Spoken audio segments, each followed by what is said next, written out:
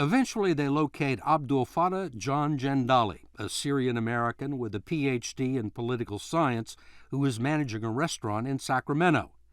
But as Jobs tells Isaacson on tape, he decides to let Mona go meet him alone.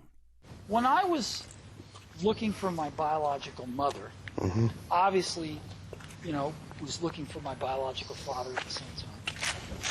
And I learned a little bit about him, and I didn't like what I learned. And I asked her to not tell him that we had ever met and not tell him anything about me. So Mona goes to the coffee shop, meets this guy, Mr. Jandali, who's running it, who says, among other things, when she asks, how sorry he is, but then he says that he had had another child, and Mona said, what happened to him? He said, oh, I don't know, we'll never hear from him again. And then he says, I wish you could have seen me when I was running a bigger restaurant. I used to run one of the best restaurants in Silicon Valley.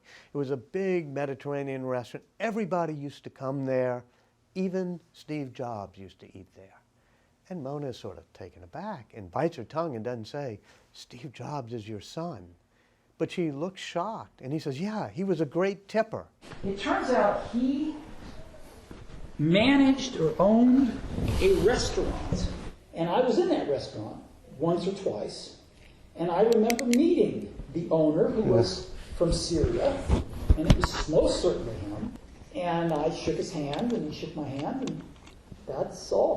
And Jobs never spoke to him, never talked to him, never got in touch with him, never wanted to see him.